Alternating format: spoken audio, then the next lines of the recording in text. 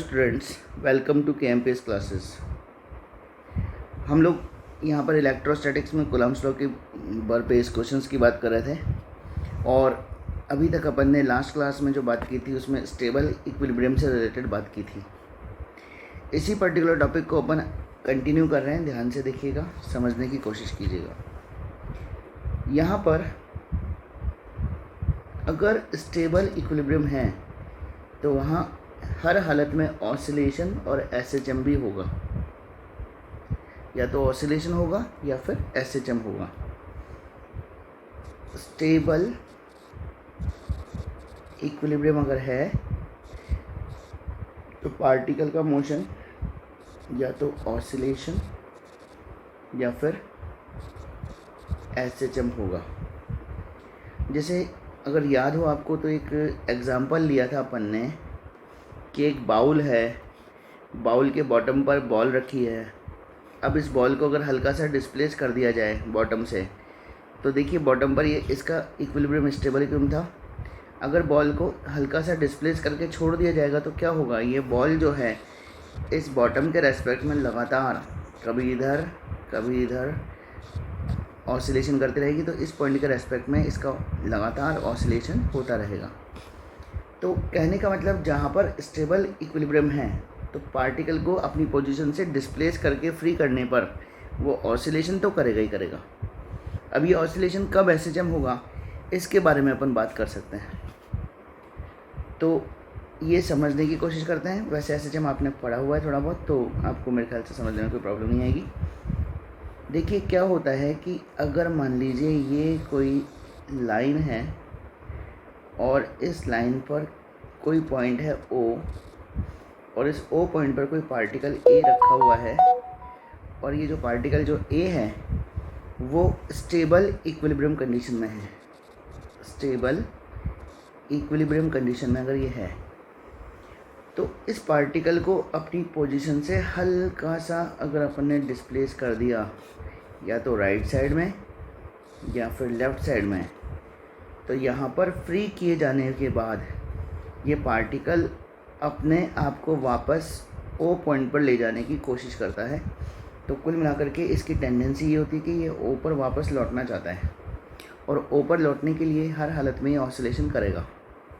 अगर इस ऑसिलेशन में पार्टिकल के ऊपर लगने वाला force proportional to negative of displacement हो जाए O पॉइंट के रेस्पेक्ट में, अपन ने मान लीजिए अगर राइट साइड में इसको डिस्प्लेस किया तो फोर्स किधर लग रहा है, लेफ़्ट साइड में, और अगर अपन ने लेफ़्ट साइड में डिस्प्लेस किया तो फोर्स किधर लग रहा है, राइट साइड में। यानी कि फोर्स की जो डायरेक्शन है डिस्प्लेसमेंट के जस्ट अपोजिट हो और प्रोपोर्शनल हो, तो ये इक्वेशन SHM को फॉलो करती है।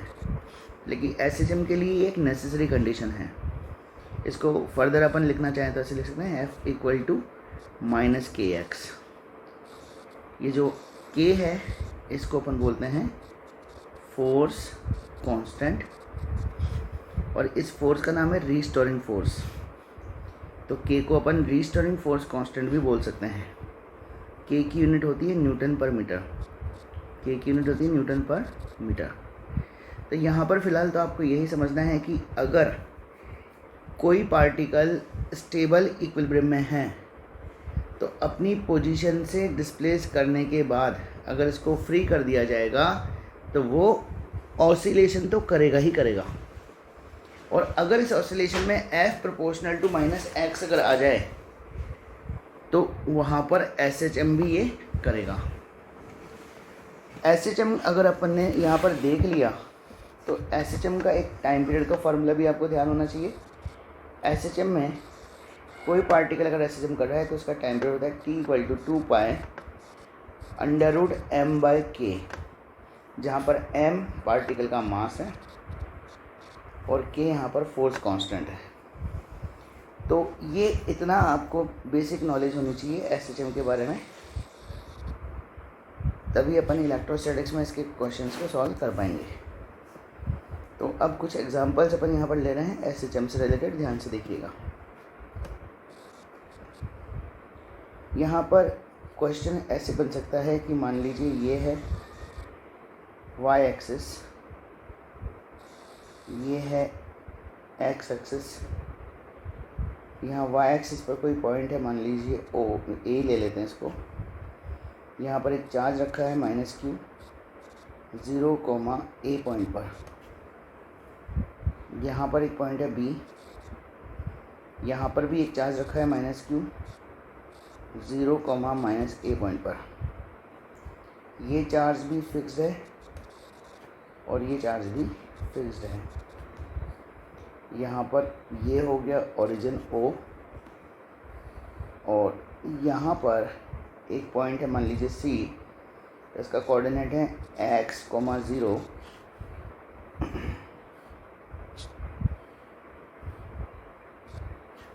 और यहाँ पर एक चार्ज रखा है +q0। अब यहाँ पर ये जो q0 जो चार्ज अपन ने रखा है, इसको अपन ने कर दिया फ्री। तो क्वेश्चन ये है, describe the motion of q0 when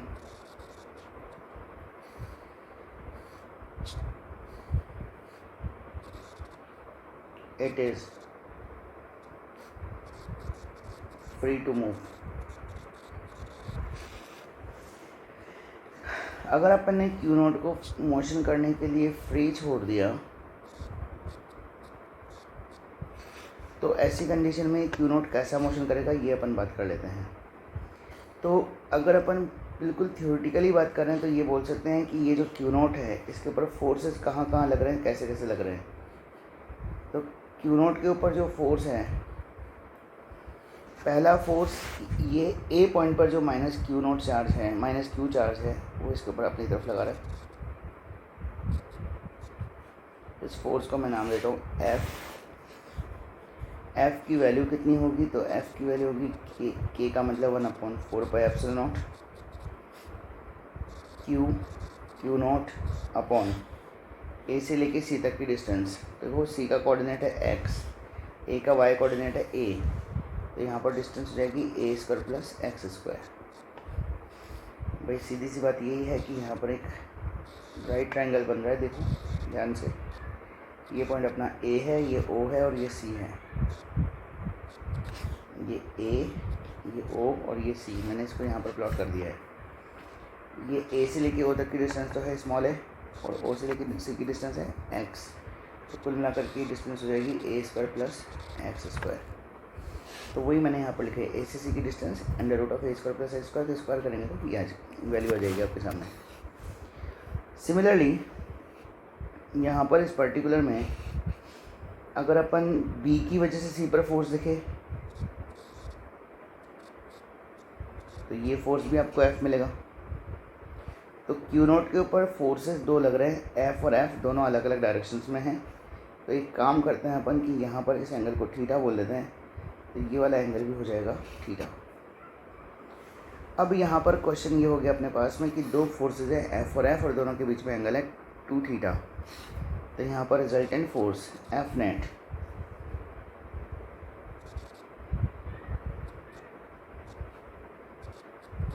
इस डायरेक्शन में लिख दूँगा। देखो x जो था वो पॉजिटिव x की तरफ था, पॉजिटिव x एक्सिस में था, जबकि नेट फोर्स किधर आ रहा है, अपोजिट डायरेक्शन में नेगेटिव x की तरफ आ रहा है।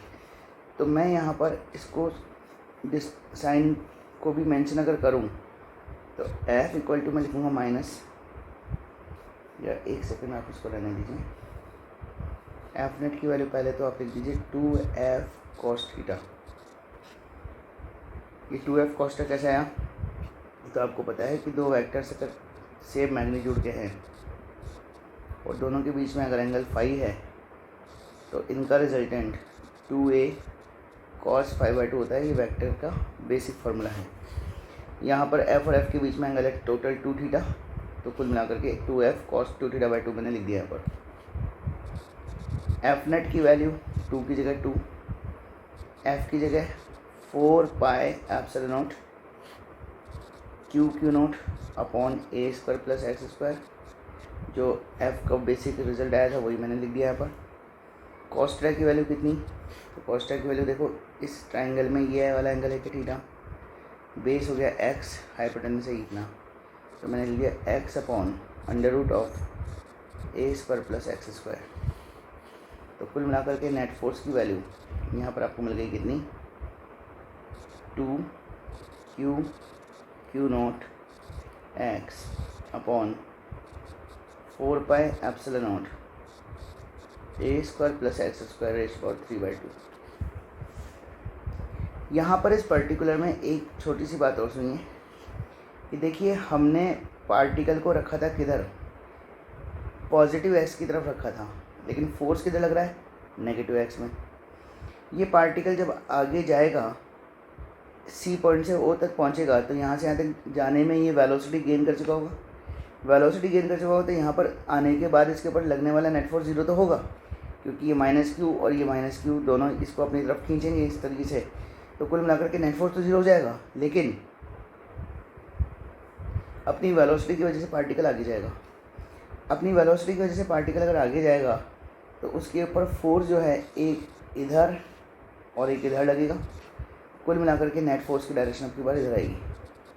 तो आप देख सकते हैं कि जब डिस्प्लेसमेंट पॉजिटिव एक्स था तो फोर्स आया नेगेटिव की तरफ, और जब डिस्प्लेसमेंट नेगेटिव एक्स आया तो फोर्स आया किधर, पॉजिटिव की तरफ। तो कुल मिलाकर के मैं यहाँ पर एक माइनस का साइन भी यहाँ पर इम्प्लीमेंट कर सकता हूँ।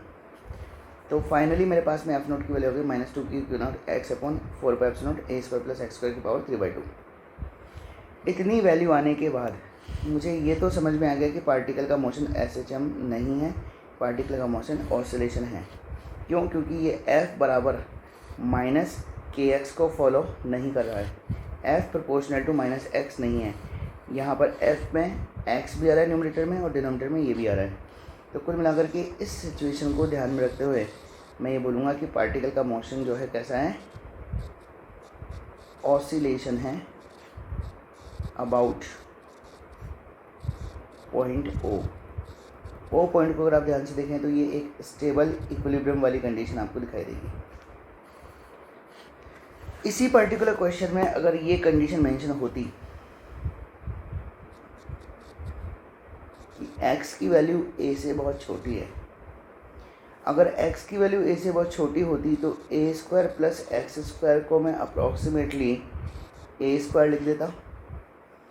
तो ऐसी कंडीशन में मुझे नेट फोर्स की वैल्यू मिलती -2q0 x अपॉन 4πε0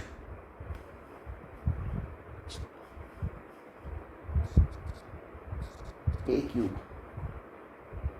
यहाँ पर अब ये पूरी की पूरी क्वांटिटी कांस्टेंट हो गई, ये वाली क्वांटिटी कांस्टेंट है। तो कुल मिलाकर के नेट फोर्स की वैल्यू प्रोपोर्शनल टू -x हो गई, तो ये SHM होगा। तो यहाँ पर कंक्लूज़न यही है आपके लिए, कि इतने लेंथी क्वेश्चन तो आएंगे नहीं। कंक्लूज़न यही है कि जहाँ पर स्टेबल इक्विलिब्रियम दिखेगा तो ऑसिलेशन तो होगा, और अगर डिस्प्लेसमेंट अगर बहुत छोटा है तो वो SHM भी होगा। स्टेबल इक्विलिब्रियम है तो ऑसिलेशन है, और डिस्प्लेसमेंट अगर छोटा है बहुत तो SHM भी है। ये बात आपको ध्यान रखनी चाहिए। यहाँ पर अगर मैं इस इक्वेशन को, ये वाली जो इक्वेशन अपने सामने आई है, इसको अगर f इक्वल टू -kx से कंपेयर करूँ तो k का रोल मुझे, k की वैल्यू मुझे मिल जाएगी 2q0 अपॉन 4πε0 a3 के बराबर। तो यहाँ पर इसका टाइम पीरियड का फॉर्मूला अगर मैं लिखना चाहूँ तो लिख दूँगा 2π√m, और k की जगह अभी 2 से 4 को मैं काट रहा हूँ तो q0 और ऊपर आ जाएगा 2πε0 a3। तो इस पर्टिकुलर अगर SHM हो रहा है तो उसका टाइम पीरियड भी अपन कैलकुलेट कर सकते हैं। तो कुल मिलाकर के पार्टिकल अगर स्टेबल इक्विलिब्रियम में है तो अपनी पोजीशन से डिस्प्लेस किए जाने के बाद फ्री करने पर वो ऑसिलेशन तो करेगा। डिस्प्लेसमेंट अगर छोटा है तो SHM भी होगा। ये बात मैंने यहाँ पर इस क्वेश्चन के माध्यम से आपको समझाने की कोशिश की है। यहाँ पर कुछ क्वेश्चंस आते हैं pendulum based.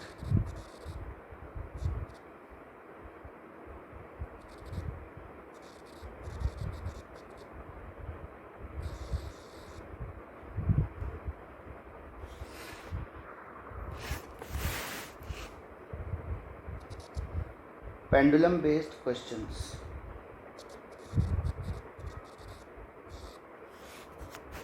Pendulum based questions की अपन बात करें तो मैं यहाँ पर ये जो क्वेश्चन है इसको नाम लिख रहा हूँ क्वेश्चन ए, क्योंकि ये बार बार रिपीट होगा तो मैं बार बार तो पूरा क्वेश्चन नहीं लिखूँगा।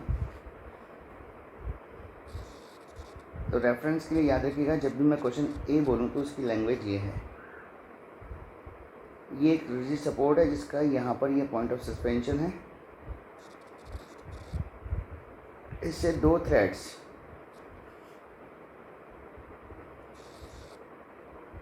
अटैच्ड हैं और ये जो दोनों थ्रेड्स हैं इनकी लेंथ एल है।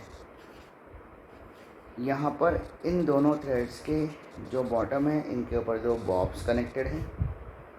इन दोनों बॉब्स पर चार्जेस हैं +q एंड +q के। यहाँ पर इनके मासेस हैं m और m। डेफिनेट सी बात है कि दोनों एक दूसरे को रिपेल कर रहे होंगे, तो रिपेल करेंगे तो कभी ना कभी इक्विलिब्रियम भी अटेन करेंगे। तो इक्विलिब्रियम सेपरेशन है x। यहाँ पर यह है वर्टिकल लाइन,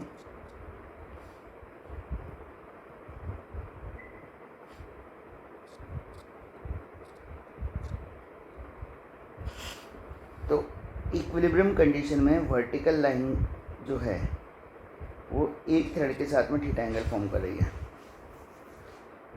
तो यहाँ पर क्वेश्चन क्या है, तो क्वेश्चन है in given figure find number 1 tension in each string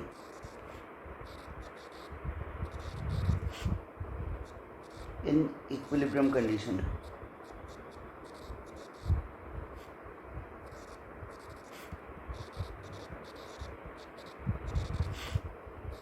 Number 2 find angle between any string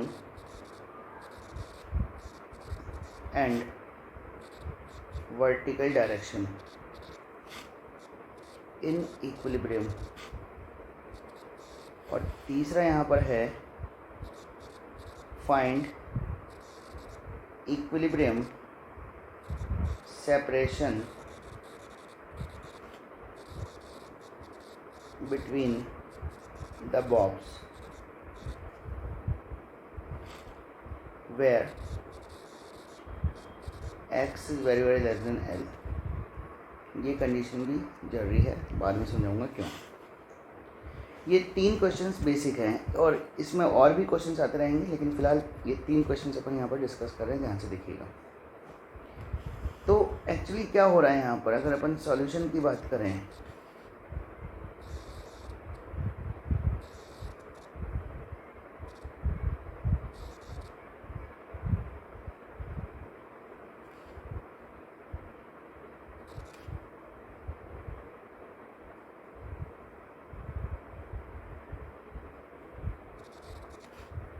ये वाला Q इस Q को करेगा रिपेल। तो किसी एक चार्ज पर लगने वाला इलेक्ट्रोस्टैटिक फोर्स देख लेता हूँ, इसको मैंने नाम दिया Fe।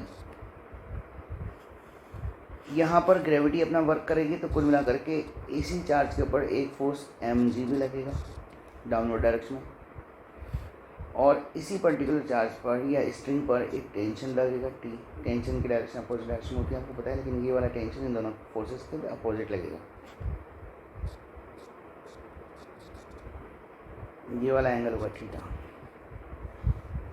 अब आप देख रहे हैं कि Fe हॉरिजॉन्टल है, mg वर्टिकल है, लेकिन टेंशन की जो डायरेक्शन है वो ना तो हॉरिजॉन्टल ना वर्टिकल है। तो सबसे बढ़िया है कि टेंशन के अपन 2 कंपोनेंट्स ले लें।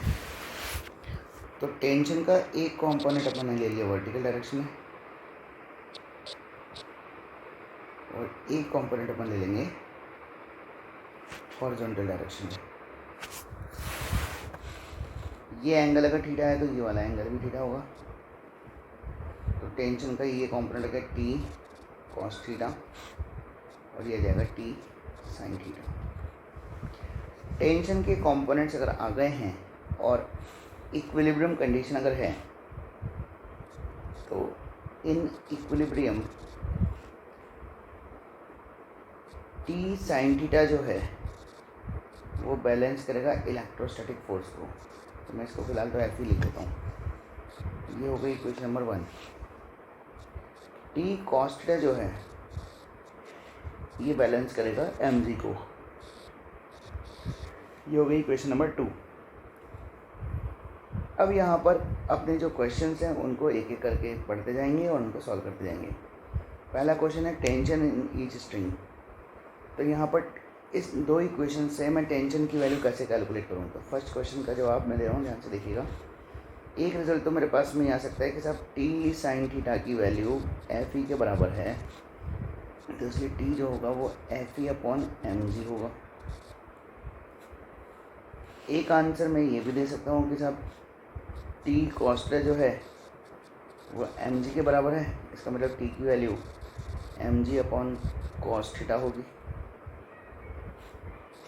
और एक आंसर मैं ये भी दे सकता हूँ कि अगर मैं इक्वेशन नंबर 1 को स्क्वायर कर दूँ, इक्वेशन नंबर 2 को स्क्वायर कर दूँ और दोनों को ऐड कर दूँ तो मुझे मिलेगा T square sine square theta plus T square cos square theta equal to F E square plus M G square. यहाँ पर टी स्क्वायर को कॉमन ले लिया अपन ने, तो ब्रैकेट में आ गया sine square theta plus cos square theta बराबर F E square plus M G square. तो टी की वैल्यू देखो, sine square theta plus cos square theta 1 होगा, दोनों तरफ रूट ले लिया जाए तो आपको रिजल्ट मिलेगा T equal to F E square plus M G square. तो यहाँ पर मेरे पास में टेंशन के लिए 3 रिजल्ट्स आए हैं। पहला result T equal to F E upon M G, दूसरा result M G upon cos theta और एक रिजल्ट अपने पास में है F E square plus M G square का रूट। जो भी ऑप्शंस में आपको मिल जाए वही अपना आंसर हो जाएगा। इसी क्वेश्चन का सेकंड पार्ट, इसी क्वेश्चन के सेकंड पार्ट में आपसे पूछा है थीटा की वैल्यू। तो वापस आप इक्वेशन नंबर 1 और इक्वेशन नंबर 2 को ध्यान से देखिए। अगर आप इक्वेशन नंबर 1 और 2 को आपस में डिवाइड कर दोगे तो क्या मिल जाएगा आपको? आपको मिल जाएगा T sine theta upon T cos theta equal to T sine theta किसके बराबर था? एफ ई के बराबर, और टी कॉस थीटा बराबर था किसके? एम जी के। तो कुल मिलाकर के यहाँ पर आपको मिलेगा tan theta equal to F E upon M G. तो इस पर्टिकुलर से आप जो है कैलकुलेट कर सकते हो टेन थीटा की वैल्यू। इसको थोड़ा सा अगर आप और सॉल्व करना चाहें तो कर सकते हैं। Tan theta equal to F E को क्या लिखोगे आप? तो देखो ये चार्ज भी क्यू है, ये वाला चार्ज भी क्यू है, दोनों के बीच में सेपरेशन एक्स है। तो कुल मिलाकर के यहाँ पर ये जो इलेक्ट्रोस्टैटिक फोर्स है इसकी वैल्यू आप लिखोगे 1/4 pi epsilon Q1 Q2 upon R square. R की जगह एक्स लिख दोगे और क्या होगा? एम जी को एम जी के रहने दीजिए। तो कुल मिलाकर के एक रिजल्ट ये भी आ सकता है। 2 बातें हो गई। अब है तीसरा पार्ट। इस क्वेश्चन के थर्ड पार्ट में आपसे पूछा है इक्विलिब्रियम सेपरेशन।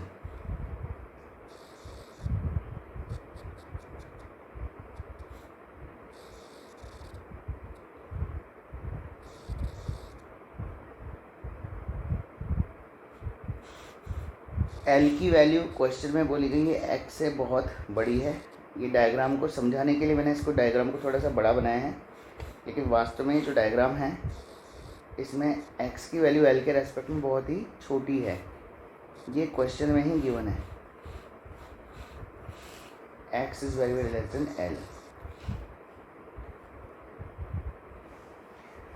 ठीक है ना? तो ये डायग्राम से आपको ऐसा लग रहा होगा कि एल और एक्स जो है एक सेम ऑर्डर के हैं, लेकिन ये सेम ऑर्डर के नहीं है। एक्स की वैल्यू यहाँ पर छोटी है। एक्चुअली डायग्राम ऐसा है, ठीक है। लेकिन अपन यहाँ पर फिलहाल इसको समझने के लिए, ताकि डायग्राम इजीली दिख जाए, इसलिए ऐसा बना रहे हैं। ये वर्टिकल लाइन होगी, अब ये जो वर्टिकल लाइन है, डेफिनेट सी बात है कि इस एक्स को दो पार्ट्स में कट करेगी। तो ये जो डिस्टेंस आपको दिखाई देगी ये x/2 होगी कि नहीं होगी। यहाँ पर ये वाला एंगल था थीटा। अगर मैं इस ट्राइंगल पर पाइथागोरस थ्योरम लगा दूँ तो मुझे ये वाली जो डिस्टेंस है, इसको मैं नाम देता हूँ, ये एस पॉइंट था, इसको मैं बोल देता हूँ ए, इसको बोल देता हूँ बी, तो ये हो जाएगा सी। तो ये जो ट्राइंगल मेरे पास बना ए सी एस, इसमें सी से लेके एस तक की जो डिस्टेंस है, मैं इस डिस्टेंस को √L² माइनस x²/4 लिख सकता हूँ। Hypotenuse square equal to base square plus perpendicular square वाली इक्वेशन से मैंने इसको ये लिख दिया है। लेकिन मुझे पता है कि x की वैल्यू जो है वो L से बहुत छोटी है, तो इसका मतलब x²/4 भी बहुत छोटा होगा। तो इसका मतलब यहाँ पर ये distance approximately equal to L हो जाएगी। कहने का मतलब S से लेके A तक की डिस्टेंस भी L है और S से लेके C तक की डिस्टेंस भी अप्रॉक्सीमेटली L है। अब ये बात आपके दिमाग में बैठ जानी चाहिए कि अगर पेंडुलम बेस्ड क्वेश्चन में आपको इक्विलिब्रियम सेपरेशन बहुत छोटा दिया गया हो तो आप इस वर्टिकल लाइन की लेंथ को भी L बोल दीजिएगा। ये बार बार ये कैलकुलेशन करने की ज़रूरत नहीं है। अब ये बात अपने दिमाग में बैठा लीजिएगा कि अगर इक्विलिब्रियम सेपरेशन छोटा दिया गया है तो यहाँ पर ये अगर लेंथ ऑफ द रॉड है तो ये वाली डिस्टेंस को भी आप L बोल सकते हैं, कोई दिक्कत नहीं है अप्रॉक्सीमेशन में। तो इस पर्टिकुलर में हमने जो है ये S से लेके C तक की डिस्टेंस पता लगा ली। क्यों पता लगाई? तो उसकी वजह यह है कि अब मेरे पास में राइट ट्रायंगल बन चुका है। राइट ट्रायंगल बन गया है तो मैं इससे tan थीटा की वैल्यू निकाल सकता हूँ। tan थीटा कितना होगा? तो आपको पता है परपेंडिकुलर अपॉन बेस होता है। तो इस थीटा के लिए परपेंडिकुलर हो गया x/2 और बेस क्या हो गया L, S से लेके C तक की डिस्टेंस। तो कुल मिलाकर के tan थीटा की वैल्यू आ गई। लेकिन tan थीटा अभी थोड़ी देर पहले आपने कितना देखा था? तो ये देखा था आपने। तो कुल मिलाकर के ये वाली वैल्यू और ये वाली वैल्यू को मैं कंपेयर कर लूँ तो tan थीटा की वैल्यू इस ऊपर वाली इक्वेशन से मैं लिख रहा हूँ 1/4πε0 q² mg 1/4πε0 q² mg ये बराबर होगा x/2l के। कुछ कैंसिल वैंसिल रहा है तो कर दो। तो कैंसिल तो केवल 2l से यही हो रहा है, बस उसके अलावा कोई कैंसिल नहीं हो रहा। यहाँ पर ये x जो है इसको इधर ले जाओ, l को इधर ले जाओ, तो कुल मिलाकर के अपने पास में रिजल्ट आया x³ equal to q²L upon 2πε0 mg या x equal to q²L upon 2πε0 mg की power 1/3।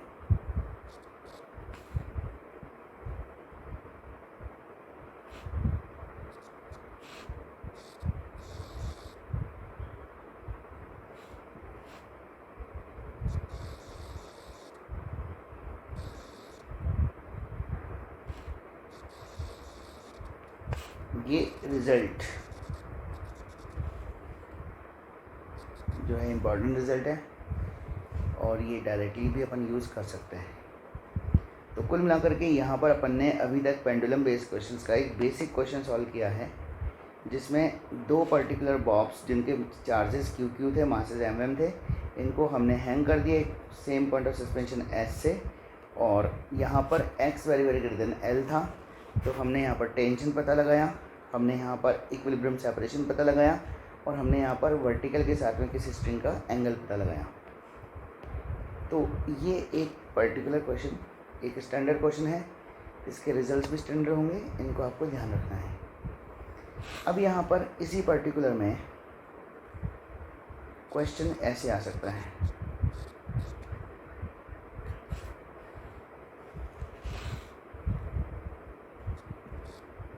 In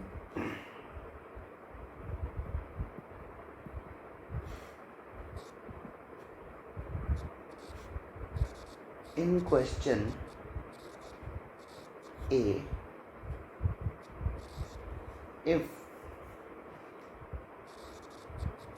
entire system is placed in gravity free area, then find angle between vertical direction and any string.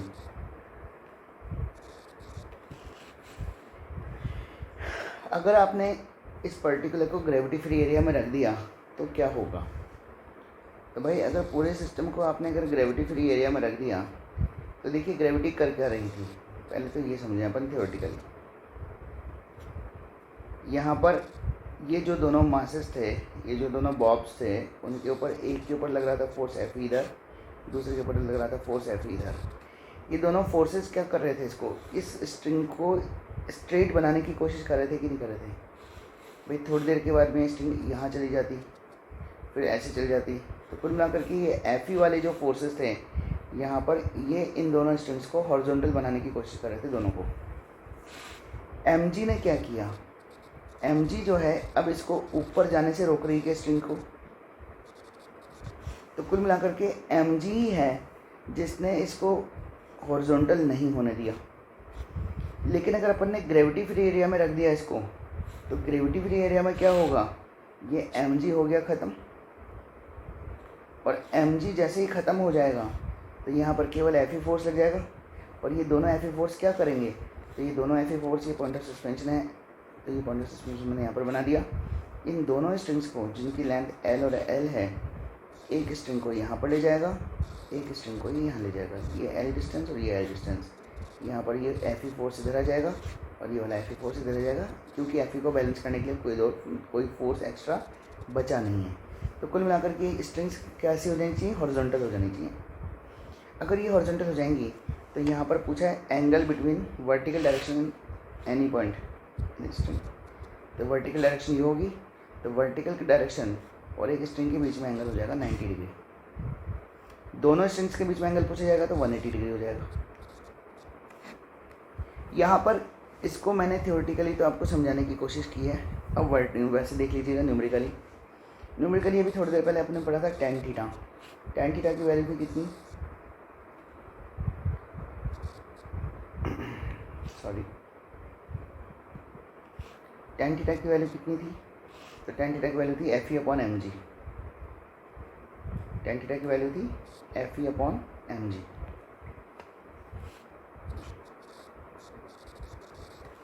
अब gravity free area में M G की value 0 है, तो tan theta dash की value हो जाएगी कितनी, इन्फिनिटी, एफ ई अपन 0।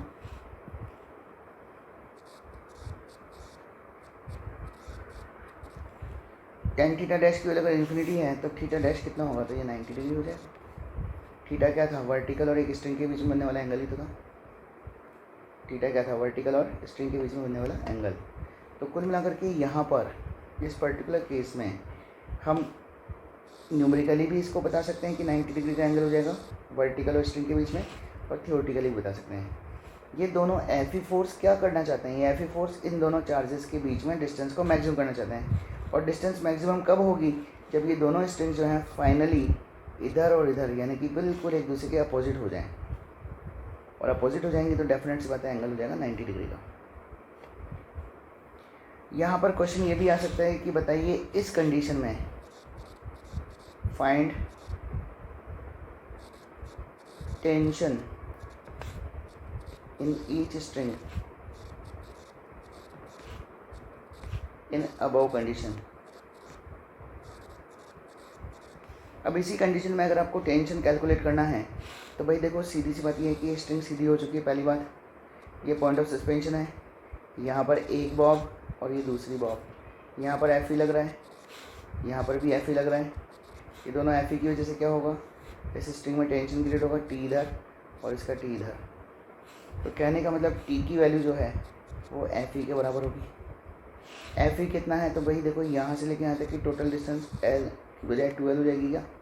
ये भी एल डिस्टेंस है एस से लेके यहाँ इस पॉइंट तक, और ये वाली डिस्टेंस भी कितनी है, एल है। ये दोनों एल और एल कितनी हो गई, 12। तो यहाँ पर एफ ई को मैं लिख दूँगा 1/4πε0 Q1 Q2 अपॉन 2L का स्क्वायर। तो टेंशन की वैल्यू जो कि एफ ई के बराबर है वो हो जाएगी Q स्क्वायर अपॉन 2 2 जा 4 4 जा 16 πε0 L स्क्वायर। ये आपको टेंशन मिल जाएगा इस पर्टिकुलर केस में।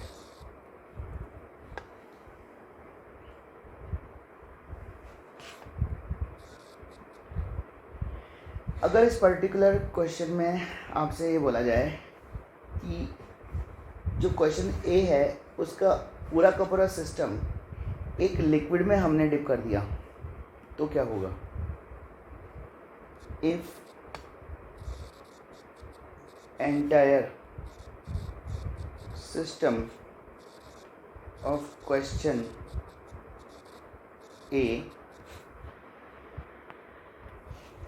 if entire system of question A is placed in a liquid of density rho,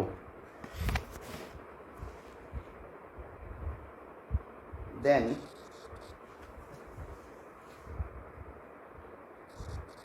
angle between vertical direction and any string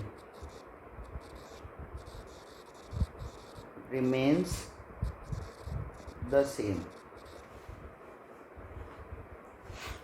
if density of each bob is d, then find dielectric constant of the liquid। ये आपके सामने मान लीजिए question आ गया। तो यहाँ पर आपको सबसे पहले ये समझना है कि लिक्विड में डिप करने से हो क्या जाएगा, क्या क्या चेंजेस आ जाएंगे लिक्विड में डिप करने की वजह से। तो इस पर्टिकुलर में सबसे पहला काम अपन क्या करते हैं, क्वेश्चन ए के डायग्राम को दोबारा से बनाते हैं एयर के लिए। एयर के केस में हो क्या रहा था, तो एयर के केस में यहाँ पर ये अपना सिस्टम था, यहाँ पर ये अपना पॉइंट ऑफ सस्पेंशन था, ये दो स्ट्रिंग्स थी, यहाँ पर ये वर्टिकल के साथ में थीटा एंगल बढ़ रहा था, ये क्यू इधर लग रहा था, एफ ई इधर लग रहा था टेंशन,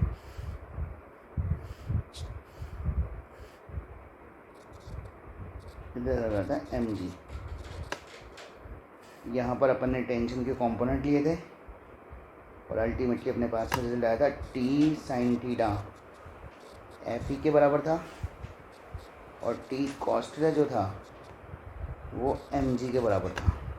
इतना काम अपन ने किया था और फाइनली बोला था टेन थीटा की वैल्यू जो होगी वो F E upon M G के बराबर होगी। ये पहली बात। अब लिक्विड में डिप करने से क्या हो जाएगा वो समझिए। इन लिक्विड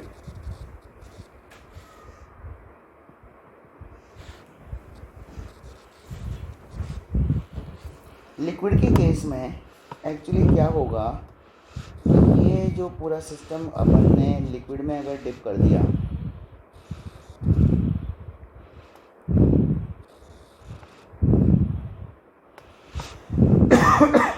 तो किसी भी एक बॉब को अगर अपन चेक करेंगे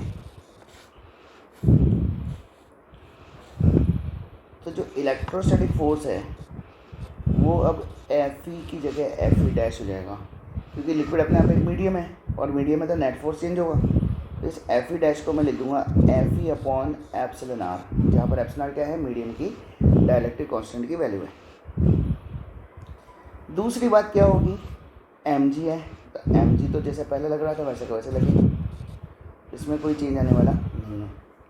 लेकिन अगर अपन ने किसी पर्टिकुलर ऑब्जेक्ट को लिक्विड में डिप कर दिया तो उसके ऊपर एक एडिशनल फोर्स लगेगा, और उस एडिशनल फोर्स का नाम है buoyant force, F B. Buoyant force कितना होता है, तो भाई बायंड फोर्स क्या है कि अगर किसी भी ऑब्जेक्ट को आपने अगर लिक्विड में डिप कर दिया तो यहाँ पर ये ऑब्जेक्ट मान लो लिक्विड में डिप हो गया, इसका कुछ पोर्शन लिक्विड से बाहर है, कुछ पोर्शन लिक्विड के अंदर है, तो यहाँ पर जितना वॉल्यूम इसका लिक्विड में डूब जाएगा, जितना वॉल्यूम इस ऑब्जेक्ट का लिक्विड में डूब जाएगा उतने वॉल्यूम के बराबर पानी को ये डिस्प्लेस कर देगा, मतलब कि लिक्विड को। तो यहाँ पर अपन बोलेंगे F B is nothing but weight of displaced liquid by the body. अगर बॉडी पूरी की पूरी डूबी है तो बॉडी का जितना भी वॉल्यूम है उतने के बराबर ये पानी को डिस्प्लेस कर देगा, पानी का मतलब लिक्विड। यहाँ पर एफ बी को अगर अपन देखना चाहें, अगर मान लो फुल इमर्ज हो रहा है, फुल यहाँ पर डिप हो गई बॉडी, तो एफ बी बराबर अपन लिखेंगे volume of body density of liquid into G. Liquid की डेंसिटी को अपन ने रो बोला था, तो यहाँ पर मैंने डायरेक्टली उसको रो लिख दिया है प्लेस की वजह से। यहाँ पर एफ बी के लिए ये बेसिक कंसेप्ट अपने पास में है।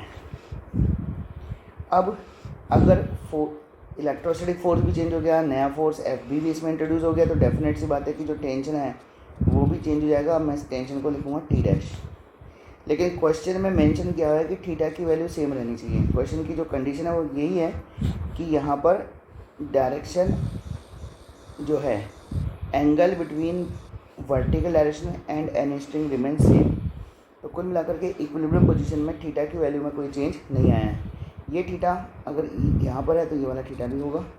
यहाँ पर टेंशन का कॉम्पोनेंट जाएगा टी डैश कॉस थीटा, और इधर जाएगा टेंशन का component T dash sine theta. तो फाइनली अपने पास में इक्विलिब्रियम कंडीशन में टी डैश साइन थीटा की value F E upon epsilon आएगी, और टी डैश कॉस थीटा की वैल्यू अगर अपन देखें तो देखो एम जी लग रहा है डाउनवर्ड डायरेक्शन में और एफ बी लग रहा है अपवर्ड डायरेक्शन में, तो ये आ जाएगा M G minus F B. इन दोनों को अगर मैं सॉल्व करूं तो मुझे मिलेगा टेन थीटा, दोनों को मैंने डिवाइड कर दिया, equal to F E upon epsilon are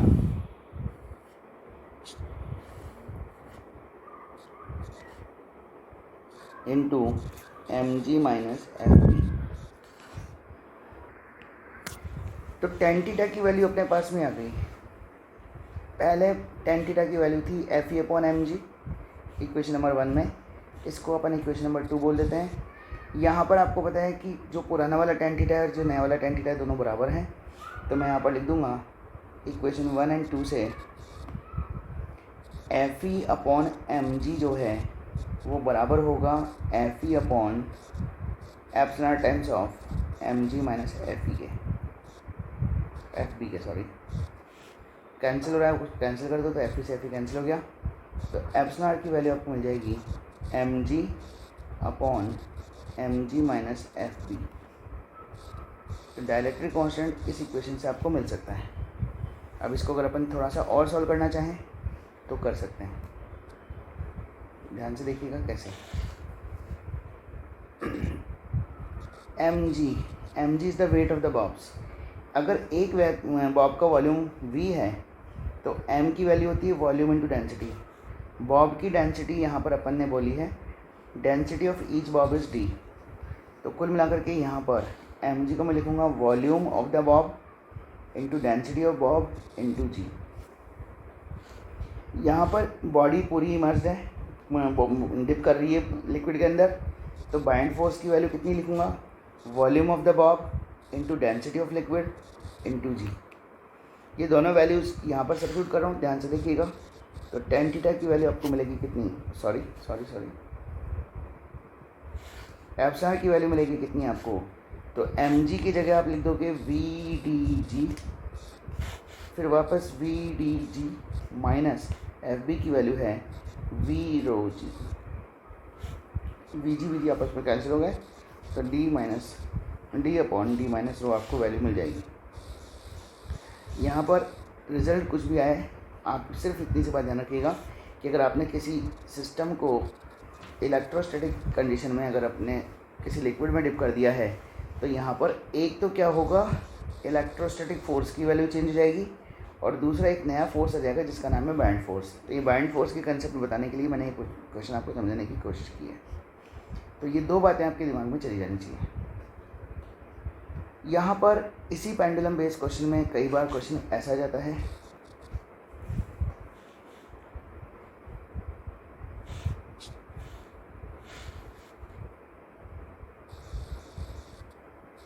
कि ये पॉइंट ऑफ सस्पेंशन है S, यहाँ पर दो स्ट्रिंग्स हैं, दोनों की लेंथ L है, यहाँ पर ये एक बॉब है जिसके ऊपर चार्ज है Q1 और इसका मास है M1, यहाँ पर ये है Q2 और इसका मास है M2।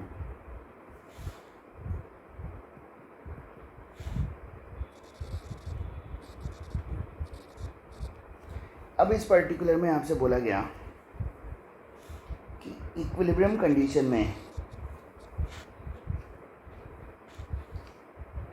ये वाला एंगल तो बन रहा है θ1 और ये वाला एंगल बन रहा है θ2।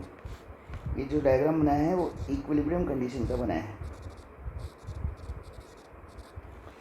तो आपसे पूछा जा सकता है कि पहला क्वेश्चन यहाँ पर ये आ सकता है, if Q1 is greater than Q2 then option number 1 θ1 greater than θ2, option number 2 θ1 less than θ2, option number 3 θ1 equal to θ2, option number 4 θ1 may B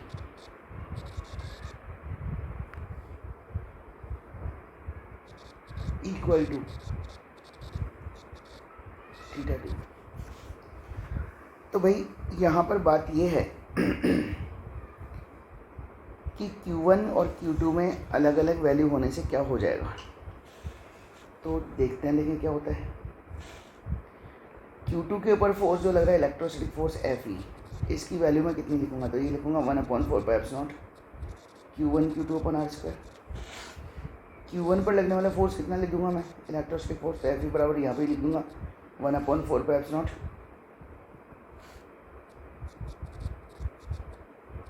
Q1 Q2 upon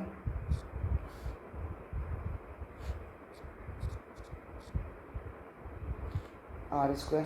अगर ये इक्विलिब्रियम सेपरेशन को अपन r बोलें तो क्या दोनों फोर्स अलग अलग हैं, नहीं है। tan थीटा का फॉर्मूला क्या था, तो tan थीटा का फॉर्मूला था Fe/mg।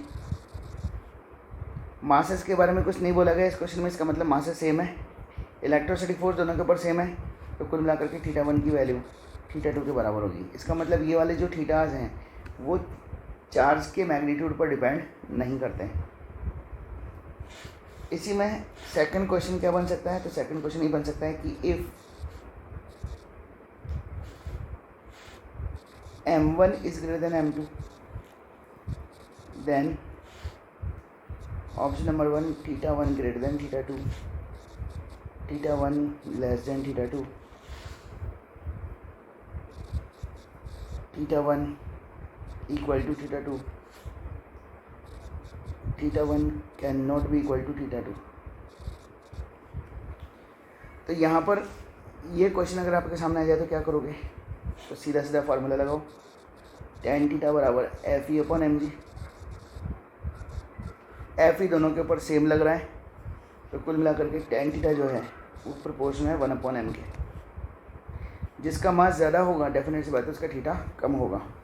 तो M1 ज़्यादा है और m2 कम है तो इसका मतलब θ1 जो है वो कम होगा और θ2 जो है वो ज़्यादा होगा।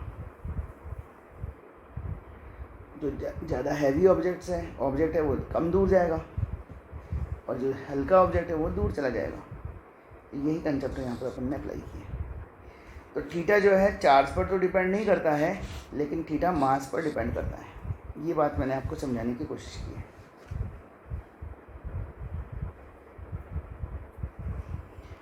तो कुछ बेसिक क्वेश्चंस यहाँ पर मैंने इलेक्ट्रोस्टैटिक्स से रिलेटेड डिस्कस किए हैं अभी तक। जितने भी क्वेश्चंस कराए गए हैं इनको प्लीज़ अपने आप सॉल्व करने की कोशिश कीजिए। वेक्टर में कोई प्रॉब्लम है तो वेक्टर के नोट्स आप देखिए, समझने की कोशिश कीजिए। कोई प्रॉब्लम आए तो कमेंट बॉक्स में लिखिए। चैनल को थोड़ा सा शेयर कीजिए ताकि और स्टूडेंट्स तक ये बात पहुँचे। और अगर आप अभी फ़िलहाल ही तैयारी कर रहे हैं नीट 2022 की, तो मैं कुछ अच्छे क्वेश्चन शॉर्ट्स की फॉर्म में भी भेज रहा हूँ, तो उन शॉर्ट्स को भी आप देखिए। और आपको किसी पर्टिकुलर टॉपिक पर शॉर्ट बनाना है, शॉर्ट एक्चुअली 1 मिनट से ज़्यादा का नहीं होता, तो किसी भी टॉपिक पर अगर आपको कोई शॉर्ट बनवाना है तो आप मुझे कमेंट बॉक्स में लिख करके बताइए। Thank you very much, all the best.